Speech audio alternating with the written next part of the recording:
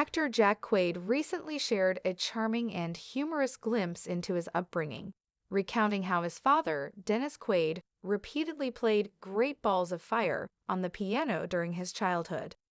The anecdote came during a guest appearance on The Lonely Island and Seth Meyers' podcast, where Jack submitted a voice memo filled with colorful reflections.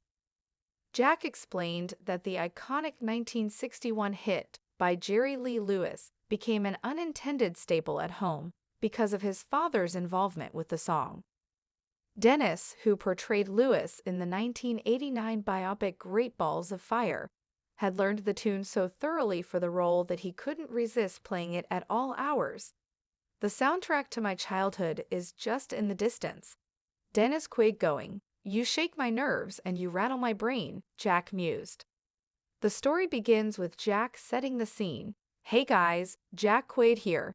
I'm in my kitchen making mac and cheese for breakfast," he quipped in his voice note to Andy Samberg, Akiva Schaffer, Jorma Taccone, and Seth Meyers.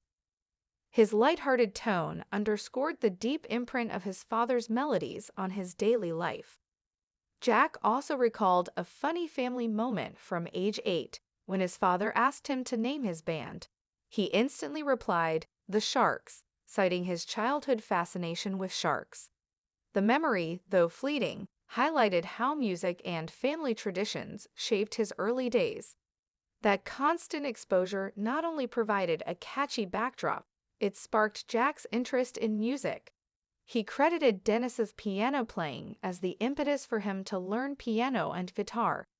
In that sense, the Quaid household blended the worlds of Hollywood storytelling and musical growth. Jack's reflection offered a small but vivid window into an actor's childhood and the musical lineage behind his artistic interests. Dennis Quaid's 1989 portrayal of Jerry Lee Lewis required him to learn the song and replicate Lewis's flamboyant piano style, complete with intense finger work and onstage theatrics.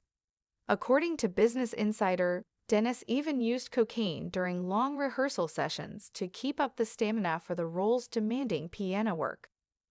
Years later, the song's relentless presence at home clearly became part of Jack's personal history. But the story isn't just about nostalgic tunes. Jack's spacing, making mac and cheese at breakfast, speaks to how seamlessly musical heritage and domestic routines can intertwine. It's a reminder that celebrity upbringing is peppered with ordinary moments, albeit with legendary songs playing backstage. Jack's mention of both parents brings balance to the tale.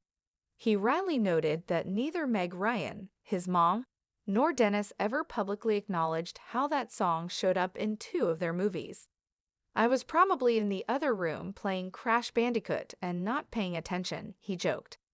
The reference highlights a playful distance between cinematic legacy and real-life childhood distractions. Industry observers have praised Jack for his humility and humor. On social media, fans responded warmly, noting the contrast between the quip-filled voice memo and the heartfelt sentiment underneath. "It's not just a funny family story," one tweeted, "but evidence of how art shapes us, even when we're unaware." The anecdote also enriches Jack's public persona, no longer just the actor from The Boys or Scream, but the product of a creative lineage where rock and roll met family life. Dennis, meanwhile, continues to express pride in his son's achievements. In March, he stated that Jack's career would go way beyond both his and Meg's. The legacy continues not only in film and TV, but in the musical echoes that filled the Quaid home.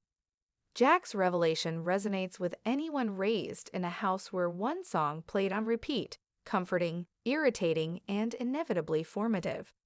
His story underscores how repeated melodies can shape tastes, spark passions, and become the unsung backdrop to growing up.